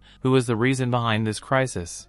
Before giving her his reply, Fleo first asks her to raise her head because he finds her current position rather distracting. Fleo didn't know that the hero who was summoned with him was no longer in possession of the hero status, so he asked why the king had dismissed him from being a hero. Princess Elizabeth explains that because the hero was very problematic and not very beneficial for the kingdom, she herself dismissed him a few days ago in the absence of her ill father. But that's not important. What's important is Elizabeth's encounter with Fleo. She reveals to him that she and her knights came to this town just because she wanted to see him personally, because she wanted him to have the hero status of this kingdom. Elizabeth tries convincing him, saying that the hope for good amongst the people in this kingdom is almost gone, and that is why they need a good person to lead the kingdom, who can bring back the hope and the people. However, Fleo doesn't want to face the same humiliation as he has already been stripped of his hero status, since he was summoned here as Banaza, which is unknown to Elizabeth. So, he refuses the offer and tells Elizabeth to give such a role to someone who won't hesitate to fight for humans, implying that he has no intention of helping the people of this kingdom. Moreover, he also has to live a peaceful life with his wife, Reese here, and he finds this lifestyle much more amusing than a hero's chaotic one. Later, he comes back home and learns from Bailarai about her and the other girls' plans to expand their overall land area, to increase their opportunity to catch and raise more magical beasts, to farm more vegetables, and to have better transportation. They think that expanding their territory is the best option for them. Since Fleo is a thriving merchant, they also come up with the idea to tame magical beasts in order to use them to transport the goods that Fleo will be trading. Fleo loves their idea and decides to talk with the lord of this area so they can negotiate regarding this matter. The girls initially offered to pay for the expanded land, since Fleo has been doing them so many favors, but upon learning the costly price of this place, even though it is so far from the capital, they realize that they will have to sell their entire family's kidneys to afford it. Fleo decides to pay everything himself, telling the girls to compensate him by managing all the land for him here, but they still express their wish to do something for him. So, he asks them to pay only 30% to him of the money that they get from the land.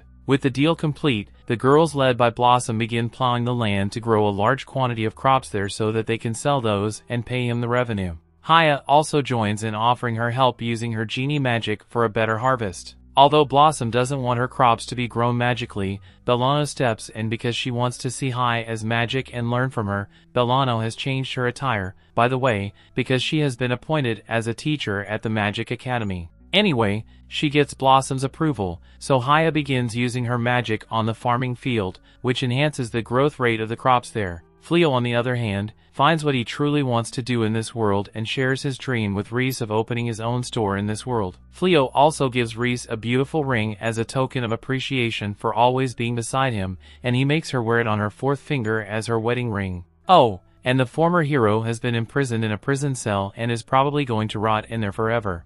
The story continues. We see the church's bells toll for the celebration about to begin. Inside it, Balarasa has no idea where she is when she looks down. She is surprised to see that she is in fact wearing a black dress. All of a sudden Eulimenes, the Dark One's attendant, congratulates her on her marriage. From the shadows, his soon-to-be husband the Dark One Gozult compliments her beauty. Balarasa recoils in shock at this new and sudden development, but all the demons in the room start cheering them on. As a wedding gift to them, Eulimenes promises to conquer the whole world and offers it to them. The thought of the whole world burning around her immediately spurs Balarasa to try asking them to wait. However, Gozel just holds his head with his hands and leans over for a kiss. Thankfully, Balarasa finally awakens screaming from her nightmare. She was back in her bed at Fleo's house. She was so thankful that it was just a dream, but her cheeks start to blush when she starts wondering why she's having such dreams in the first place. She screams in frustration at her pillow and her roommates just scolds her for her noise.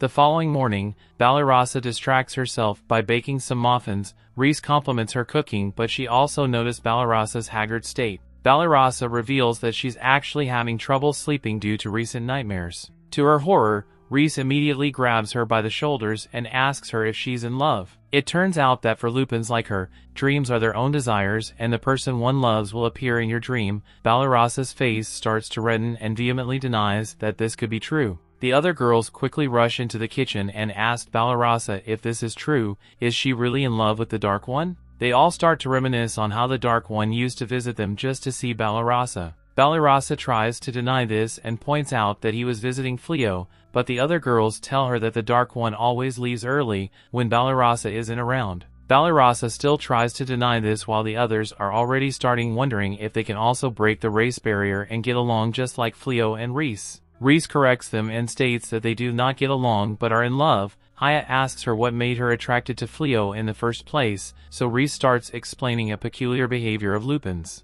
Lupins like to choose their mates through combat, so if one shows an opening, it's the end of them. At first Reese loves Fleo for his combat prowess, but she soon realizes that if they can also be soft together, it wouldn't be so bad. The others look at her jealously, while Fleo also appears and asks them what they're doing. A warning suddenly flashes in front of Fleo. He had put up a magical barrier around the town to protect it, and it's currently reacting to something. Haya also tells everyone she can feel the presence of a demon nearby. It still hasn't breached the barrier, so Fleo decides to watch for now. Outside of town, a girl is watching the flickering barrier blocking her. Meanwhile, in the castle, the princess had received troubling news. After Fleo rejected the princess' offer of making him a hero, Fleo gave them a bag of gold to repair the town with. It looks like this bag of gold contains the special road coins that haven't been given to the public yet. The only other person who has these coins is Banaza, the man they accidentally summoned and banished to the delays of forest. This would mean that Banaza and Fleo might be the same person.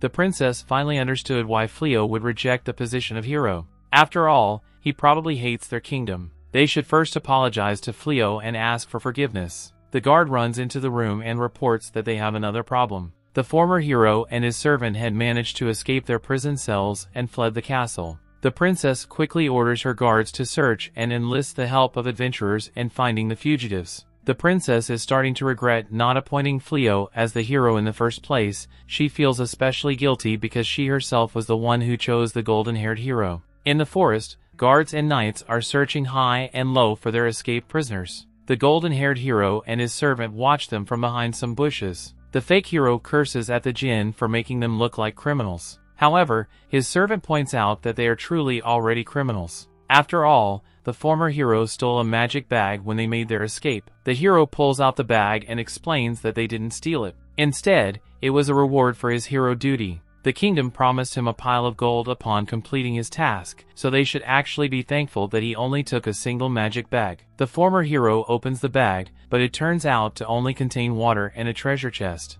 They open a treasure chest and find a magical item inside the drill dozer shovel. All the commotion they created caused the guards to quickly converge on their location, but when they reached the bush there was nothing there. They quickly head back to search, but they failed to notice a nearby hole. Inside the hole, the two fugitives celebrate their successful escape. Their new shovel had just made a very deep hole in an instant. The only problem now is they have no idea how to get out. In the demon territory, the Dark One Gozel is also still looking for Reese and Fleo. Eulimenes reports that their intelligence unit failed to locate them and guesses that they must have left the kingdom. Gozel rejects this theory because he knows Fleo's teleportation should limit him to only places he visited. Eulimenes voices her concern that maybe Gozel is losing his concentration. They are prioritizing a search for one man when they are still invading the kingdom. The kingdom's purification might still be in effect, but their magic beasts can contaminate the soil and allow their forces to advance. They should instead use this opportunity to attack the castle. Gozel stands up and glares at Eulimenes. He reminds her that Fleo can also use purification by himself and he can easily thwart any invasion they plan. Eulimenes reminds Gozel one last time that if this continues the Dark One's doubters might take action. In response, Gozel steps down from his throne and pats Eulimenes in the head. He apologizes for his decisions, but he can never sacrifice their own people and magic beasts just for a victory. Outside the door, a spectacled demon smiles as she eavesdrops on their conversation. This mysterious purple body demon reveals himself to be the subordinate of the Dark One's brother, Lord Uegard. She reveals the news to Lord Uegard, a guard telling him that the Dark One has gone rather soft on humans. This news gets Uegard mad, but before he can raise his voice, the woman tells him to calm down, reminding him that the Dark One's subordinate Eulimenes has control over the entire castle, and if she overhears them bad-mouthing the Dark One, she will definitely snitch on. However, Lord Uegard doesn't care at all and finds it rather humiliating that not only is the Dark One going soft on humans, but he is also considering recruiting a human into the Dark Army. He finds this idea rather absurd to think that the Dark One Gozel would even think that a low-class human would fit in their high-class demon army. The woman tries to make him understand that the human Gozel he is trying to recruit possesses the power of a hero, but your guard doesn't listen and continues his ranting. He saw us on the ground, causing the woman to fall, and makes a clear statement to her that being demons it is their duty and religion basically to crush humans, so he doesn't understand why Gozel isn't playing by the rules and trying to befriend a low-life human. Uegard thinks that crushing the enemy with full force is what a demon lord should do and also forces his subordinates to agree with him. The subordinate, who is already overwhelmed by her lord's power, begins to make happy noises and blushes, begging him to stop releasing his immense power as it are affecting her. Uegard ignores her words completely and gets up from his seat. telling his subordinate that Gozel has gone completely out of his mind, so he takes an oath to usurp the throne from Gozel, as he believes that is the only way for the demons to get back on the right path, claiming that this will be an era for the demons. Uegard becomes pumped up to guide the demons to their victory, and states that after defeating Gozel, he himself will crush the human race. On the other side, Fleo goes to the local bazaar with his dear wife Reese and does some shopping with her. They find many ingredients that are not normally found in the Clyroid kingdom, and Reese particularly becomes happy as she cannot wait to cook with these new items. Fleo, on the other hand, gets worried about the reaction to the barrier that he saw earlier and hopes that nothing is out of the ordinary. Since they still have some more spare time, Fleo decides to treat his wife to a fancy lunch and tells her to choose the place. Reese becomes excited to show him around the town, and grabbing him by his hand, she starts guiding him towards her favorite restaurant that is right around the corner. While they are walking towards their destination, Fleo notices that the old lady Holdy's shop closed. So, he goes there first and asks Granny Holdy why she is closing her shop. Granny Holdy explains that since she no longer has any suppliers nowadays, her business hasn't been going too well, which is why she has been forced to close this shop that has been running for years. Fleo asks Granny Holdy about what happened to her usual vendors, and learns from her that during the previous war against the Dark Army, the area where her workshop originally was destroyed. Because of that, her trading routes got ruined, and that is why her business is no longer blooming. Fleo walks away from her shop, feeling petty for her, and calls it a shame that even though this place is far away from the war zone, the war has affected this town. Although there have been many downsides because of the war, Fleo thinks positively and tells Reese that new shops are opening in this town as well, so he hopes things will turn out for the better soon. With both of their moods ruined, they head to Reese's favorite restaurant to lighten up their mood, but just as they are about to enter, Balarasa approaches them, expressing her desire to treat them personally to lunch. Unfortunately, what she doesn't understand is that she is about to ruin these two lovebirds' private time, but neither Reese nor Fleo educates her and accepts her offer. Fleo asks her what the sudden occasion is, as this broke blondie has never in her life spent a single penny on them. Balarasa explains that her adventurer rank has gone up, thus the rewards she receives have also increased, and as a result she can now afford to give treats to her friends. Both Fleo and Reese congratulate Balarasa on her success and commend her for working relentlessly every single day, so without any further ado, they decide to head inside the restaurant, but yet again they are interrupted, this time by Jean Haya, who flies down to them and informs them about a sudden intruder approaching this town. According to her report, a demon with incredible magical powers is heading their way, but unbeknownst to her, the demon Lord Gozel, whom she is worried about, is friends with her master Fleo. Gozel joins Fleo at lunch and explains his reason for coming here, telling all of them that according to his intelligence, a stranger barrier was detected here, and that is why he personally came here to inspect the situation. He moves his attention towards Balarasa as well, expressing how much he would like to have a conversation with her, but she doesn't respond because that's just how shy she is, so Gozel focuses on his food instead. While eating, Reese mentions how good of a cook Balarasa is, which only inspires Gozel more to take Balarasa as his housewife. Anyway, he once again tries to convince Fleo to join his demon army, but just like every other time, Fleo politely refuses his offer. Balarasa doesn't like the fact that Gozel is trying to use her friends to destroy her kind, but Gozel explains to her that just like humans, Gozel is only trying to protect his race from the enemy. Fleo calms both of them down, telling him that both races should just live together prosperously instead of fighting, showing them the example of himself and his lovely wife Reese. Haya disagrees with Fleo, telling him that it is close to impossible for humans to coexist with demons because demons have malicium in them, which constantly leaks out of their bodies and pollutes their surroundings, which turns out to be deadly for humans. But in the case of Fleo, his magic has made it so that Reese's malicium doesn't affect anyone. Gozel adds to Haya's point, telling Fleo that most of the demons are bloodthirsty and are always eager to fight, and that is why coexisting with humans is a dumb idea. This topic ruins the mood of Gozel, so he takes his leave now that he has confirmed Reese is okay. Fleo and his gang also take their leave from the restaurant after having lunch. Fleo realizes that even though he originally thought that unlike his previous world, humans and demons could live together peacefully, that is far from the actual truth. Feeling helpless, he hugs his wife for support and stands there silently for a while with her. On the other side, the clown hero and his dumb girlfriend still haven't managed to escape from the hole that they dug themselves. Eventually, the dumb girlfriend reaches the top, but her cake turns out to be so heavy that it pulls her down into the hole again, and both of them crash in there. The story continues, lunchtime at Fleo's house and everyone is complimenting Reese continuously improving cooking skills. Reese thanks them for their kind words and tells them that it's all thanks to her teacher Miss Melino. Miss Melino was the one teaching her to cook when she first started living with Fleo. Recently, she visited the nearby town, so Reese decided to pay her a visit. Reese then shows her her new wedding rings and thanks Miss Melino for teaching her how to catch her husband's heart with food. Their meal is interrupted by a knock on the door, and when Fleo opens it, it was the first Princess Elizabeth, with her entourage of guards. Fleo asks her what she's doing there when he already rejected their offer of the position as hero. Princess Elizabeth looks downcast as she apologizes to Fleo. She then clarifies that she's apologizing not just to Fleo, but to Banaza himself, Fleo's real identity and a former hero candidate they summoned. Fleo and Reese jaw drops upon hearing that they found out who he really was. A few minutes later they relocated their discussion to the living. Balarasa nervously offers tea to her former ruler and Princess Elizabeth thanks her.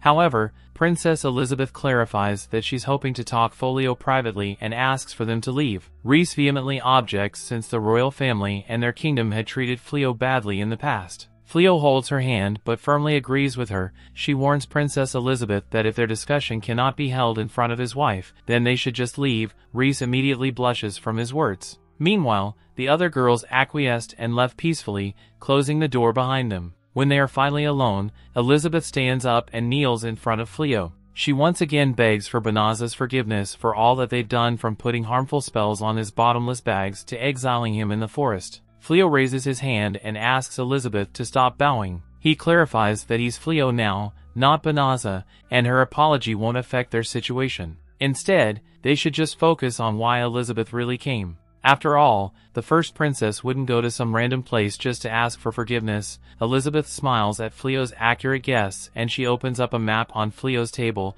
It was a map of the Clyrode kingdom and its surroundings. Not only that, a few glowing lights can be seen in various points of the kingdom. Elizabeth explains that the map is magical and shows the position of their army. The glowing lights correspond to enchanted stones carried by their battalion leaders. Fleo is shocked and asks Elizabeth why she seems to be revealing such confidential information. Thus, Elizabeth finally explains their predicament. The effects of the purification that their mages cast around the castle town will soon dissipate. When this happens, the Dark Army will surely resume their invasion and attack again. Unfortunately, the kingdom's mages still haven't recovered their magic. They can move their army to use the kingdom's geography to their advantage, but this would also leave some towns completely vulnerable. That is why Elizabeth is asking for Fleo's help in protecting these towns. He might not be able to fight as the kingdom's hero, but he can still protect people. Reese can't take it anymore and stands up while slamming her hands on the table. She tells Elizabeth that she's too selfish with her demands. They are even willing to drag Fleo, someone who hates suffering, into their war. Princess Elizabeth looks worried as she continues telling them that the king,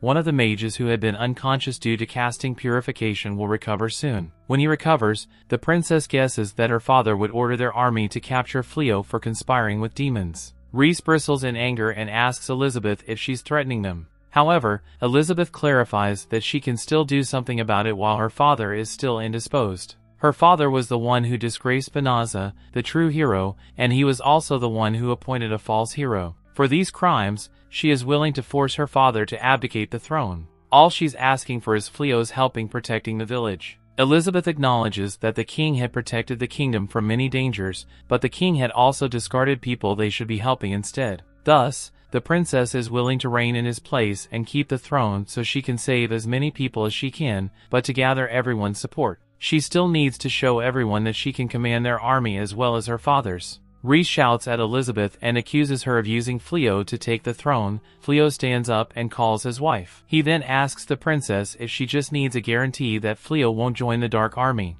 This confuses Reese, so Fleo explains that the reason the princess showed them the magical map with confidential information is to show their total trust on Fleo. Princess Elizabeth asks for Fleo's help once again, and Fleo thinks deeply about it. Meanwhile, in town, adventurers and guards are still continuing their hunt for the former blonde hero and his servant Suya. When the knights run in another part of the town to continue their search, the blonde hero pokes his head out of the bush and watches them. Beside him, Suya is crying and complaining that they just escaped from the hole, but now they have to run again. Not only that, her stomach starts rumbling and hunger too. The former hero gives her some of the food they have left from their bottomless pouch. Tsuya thanks him while the blonde hero remarks that he is actually amazed at Tsuya, even through everything they went through she is still willing to follow him. Tsuya returns the compliment and points out that the blonde hero is actually more amazing. He is still bringing Tsuya along, even though he could probably escape easier if he was alone. The former hero blushes while Tsuya continues to compliment how cool he looked when he opened their prison cell. The former hero stands up to continue their journey, but unbeknownst to them a small spider scurries near them. It then spits its web out, immediately tying the two up in web. The spider then jumps back into its master's shoulder. Uegard's subordinate, the bespectacled demon woman named Fufin, she looks at her new captives and remarks how she's looking for sacrifices. Later that night, Fleo is lying down on his bed, still thinking about Princess Elizabeth's words. When Reese moves over to lie beside him, Fleo confides how he really doesn't like fighting, and yet he also cannot stand still when he knows someone is in danger. He is also wondering about his future in this world. If they have kids, he wants them to live happily alongside human and demon kids. That is the world he wants to live in. Reese takes his hand and promises to help him achieve his dreams. The next day, on the outskirts of the Clyrode Kingdom, the guards ring the emergency bell to alert the villagers about the demon army that is approaching from the nearby forest. All of the villagers begin to evacuate quickly, but one elf girl who was inside the forest collecting herbs and berries doesn't hear the emergency alarm, so she unfortunately gets attacked by a sneaky goblin, but before that the goblin can't hurt her. A man wearing a wolf mask riding a giant wolf beast comes there and beats the goblin away. That man is, of course, Fleo, who is riding Reese in her true form, but he keeps his identity hidden and uses his overpowered magical spells to constrict all of the other demon beasts that are coming their way. After trapping the magical beasts, Fleo turns around and tells the little girl to run the opposite way. As the girl takes her leave, Reese speaks, telling Fleo that if he intends to help the Clyrode Kingdom, he should at least charge them with some gold or materials. Fleo explains, saying that he only took no compensation or rewards from Princess Elizabeth because he didn't want to put the wrong idea on the demons or the Demon King Gozel, who might think that Fleo had been bought by humans for money. They both completely ignore the demons who are desperately trying to break the barrier and continue with their conversion. Reese asks Fleo if he's interested in Princess Elizabeth and if he intends to marry her, since it's a culture for demons to take multiple wives. Reese thinks that Fleo will want to take another wife. The thought of sharing Fleo's protein juice with another human makes Reese upset. As she seems to be on the verge of crying, Fleo tries to calm her down, promising her that he won't ever marry another woman, let alone Elizabeth. The demons, meanwhile, don't understand why a wolf demon is on the side of humans and point their fingers at Reese, calling her a traitor. Fleo tells the demons that he isn't taking the human side. Rather, he is just trying to protect the town here, which makes sense because he isn't trying to hurt the demons. He warns the demons, telling them that if they further try to harm the people of this town, he won't show them any mercy. The demons, not knowing how powerful Fleo is, find his threats amusing and begin to laugh at him, calling him an ugly weakling who just talks big. One of the giant Cyclops decides to teach Fleo a lesson and brings out his large batons to crush Fleo's barrier. According to Reese, the Cyclops tribes are among the strongest tribes in the Demon Kingdom. These tribes apparently serve directly Gozel's brother Uegard, which indicates that it wasn't Gozel who sent the demon army, but probably his brother Uegard. The Cyclops dare mock Reese, calling her dead brother a weakling for being defeated at the hands of humans. She doesn't take his words lightly and decides to deal with him personally for belittling her and her Lupin wolf tribe. She makes it clear that it is her Lupin tribe that is the strongest amongst all tribes, and she steps inside the barrier to begin her fight with the Cyclops. She dodges his first few attacks and begins biting everywhere on his body, which throws him off. Then she jumps high in the air and uses a magical spell to swap places with the Cyclops. As he throws his weapon at her, she swaps their places again, causing him to take the hit instead. Then she lifts up many trees using her magical spells again, and launches all of them at the Cyclops, impaling him to the ground. Since she is naturally weaker than the Cyclops in terms of pure strength, using tricks like this was her only way to win. Trickery like this is only used by the human race,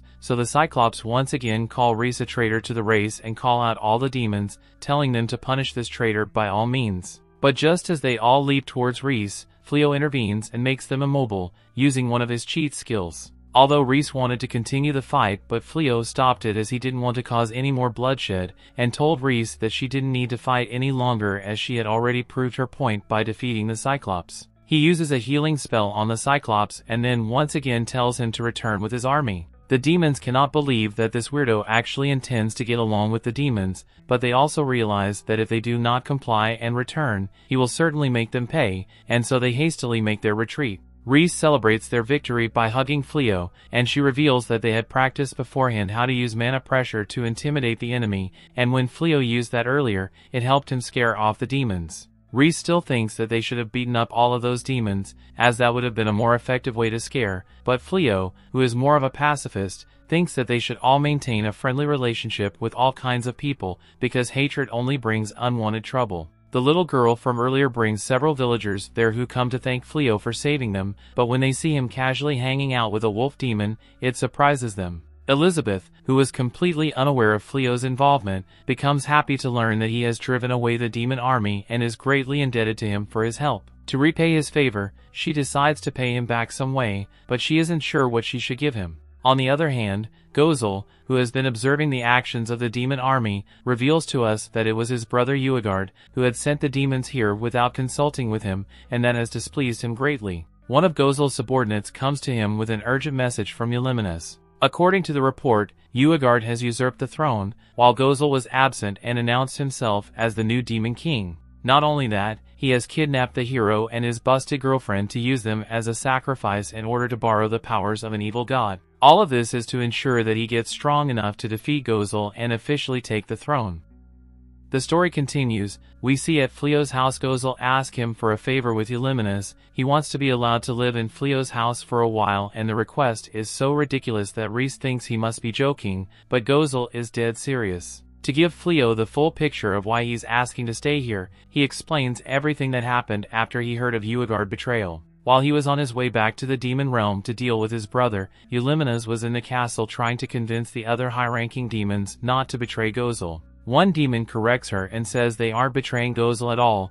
Uegard just issued a challenge to Gozel, so they are acting as witnesses, but that's part of the betrayal that Eulimenes is talking about, as they shouldn't even be entertaining the idea of someone challenging Gozel in the first place. They still believe Gozel is the only one worthy of the throne, but now that a rebellion started at the hands of Uegard, Gozel needs to prove that he's still strong enough to defend his right to the throne. Eulimenes reluctantly goes along with it, so they'll walk into the throne room where the duel will take place, and even though they agree to spectate the duel, they still find it insulting that Uegard has already parked his Dumas on Gozel's throne. Uegard's succubus Fufin tells them that there's no harm in it since Uegard is certain of his victory. Fufin reiterates that she called them all here to act as witnesses to the duel and nothing more, so she doesn't want anyone interfering, and they all agree to these terms. All aside from Eulimenes, who still believes it is unfair to question Gozel's authority after all he has done to ensure the well-being of the demon. However, Fufin doesn't care in the slightest and just makes fun of Eulimenes. She can't stand it any longer, so she decides to just take matters into her own hands and arrest Uegard for betraying Gozel, but as she leaps in to attack him, she's reminded that he still leaves above her in strength. So Uegard sends her flying with a single punch, and to make sure Eulimenes won't be able to interfere with the duel, Fufin plans to eliminate her completely. But before that can happen, Gozel arrives to save her. He leaves Eulimenes in Greenel's care while he faces his brother, and Uegard is still as confident as ever. So he declares that he is formally challenging Gozel to a duel for the right to title and throne of the Dark One. With his sacrifice spell ready to go at any moment, he is confident in his victory, but Gozel sees no point in agreeing to a meaningless duel like this. Uegard tries to bait him into accepting by telling him his people have lost faith in his ability to lead due to his foolish actions. Gozel wants to know what actions he took that Uegard believes to be foolish, so he begins listing off everything he disagrees with Gozel, along from the rumors of him spending a lot of time, the human named Fleo, to the fact that he refused to continue the attack on the humans when they are at an advantage in the war. There are rumors going around the Demon Kingdom that Gozel is secretly siding with the humans,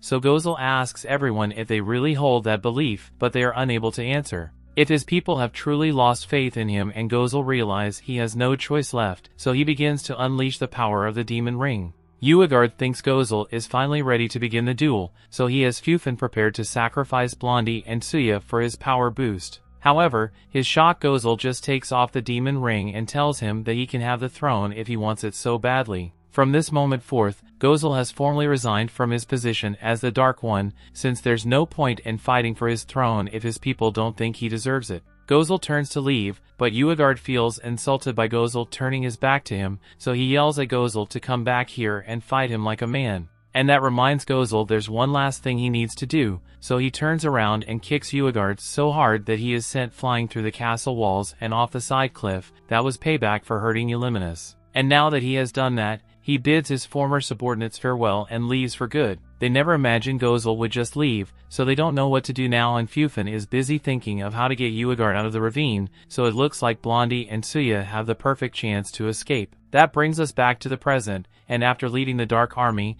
Gozel and Eulimenus had nowhere to go, so that's why they asked Fleo to let them stay here. After hearing the entire story, Fleo is fine with letting them live here, but he will have to discuss things with the others first, and coincidentally, Balarasa happens to enter the room at that exact moment. Gozel has a smile on his face as he cheerfully greets her, but the smile on Balarasa's face fades away as she sees him. Even more so when Fleo tells her that Gozel will be living here now. The rest of the girls are gathered to explain the situation to them, and they are shocked to find out that Gozel gave up being the Dark One. However, with his voluntary resignation, he can no longer live in the Demon Kingdom, and Fleo is the only person he knows in the Human Kingdom that could help him, which is why he is asking for this favor. Blossom questions goes all about the recent attack by the Dark Army, but Gozel had nothing to do with that, so he asserts that he isn't here as an enemy, and he won't do anything to put them in danger. The girls are a little more open to the idea of him staying since he promises to do so, but even if he has to take care of Eulimenus as well. Reese finds it hard to believe that Gozel is completely broke all of a sudden, when he held such an important position before. The reason he is flat broke now is because Eulimenus's intel team also quit the Dark Army when they found out he was leaving, and they have been a huge help to him with keeping casualties down, so he gave them his fortune to help them start a new life for themselves. Eulimenus complains that Gozel is always too nice for his own good, and it always leaves her with the short end of the stick. Getting back on topic, Fleo says he's fine with having Gozel stay here, but he wants to know what the girls think about it. Blossom says she's fine with it, if Reese and Fleo say okay, and none of the others have any objections either, but Balarasa is very vocal about her objections. Even if he is retired, he was the Dark One a few days ago, so how can they just let him live here? However, after some persuasion by Reese, Balarasa relents and Gozel is officially added to the family. After the meeting, everything goes back to normal, but Gozel has nothing to do since he is no longer the Dark One, so he goes around asking if there's anything for him to do.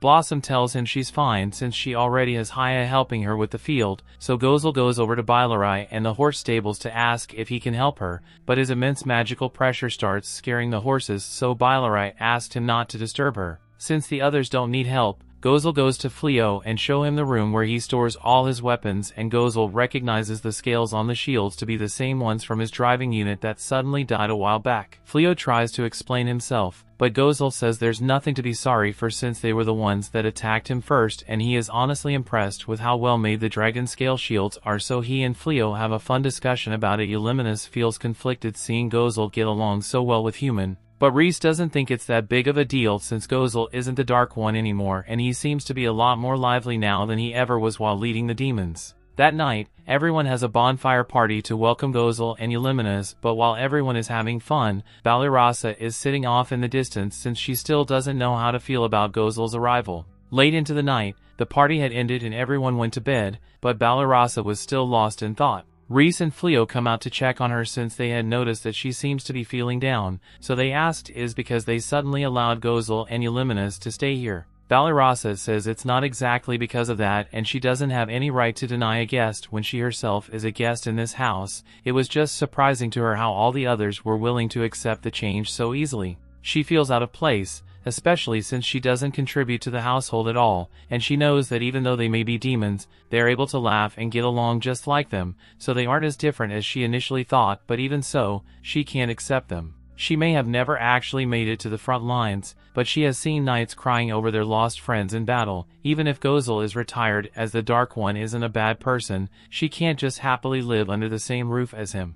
Fleo tells her it's perfectly fine to hold animosity towards the demons after all that has happened, since any human would feel that way in this situation, but that's just part of life, and honestly Fleo doesn't think Gozel came here because he needed a place to stay. It's much more likely that he came here to keep an eye on them because between Fleo, Haya, and Reese, a lot of powerful forces are gathered here, so he probably wants to watch them to make sure nothing bad happens. It doesn't bother them to be watched since they don't have anything to hide, or living in harmony means accepting others for who they are, so Balarasa shouldn't force herself to like him. Honestly, Reese finds it a bit strange that Balarasa is okay with her, but she absolutely hates Gozel. Reese reminds her that she was also once in the Dark Army, and the first time they met she fully intended on letting her troops eat Balarasa and the others alive. Balarasa had forgotten all about that, but now that she has lived with Reese for so long, she can't see her as a threat anymore since she's always acting silly. They make a good point, so the next day, Balarasa confronts Gozel and Eulimenes and tells them that if they ever harm a single human, she will never forgive them.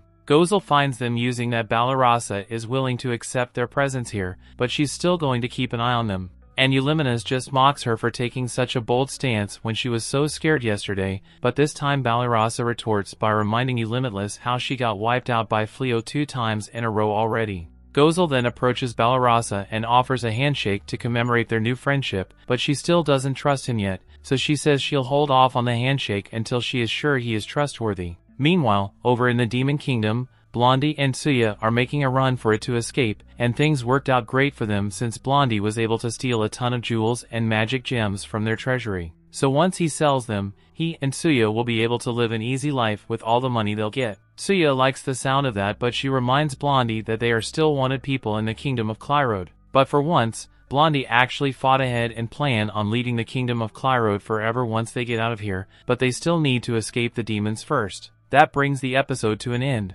Thanks for watching. Want next part? Subscribe the channel and turn on notification bell.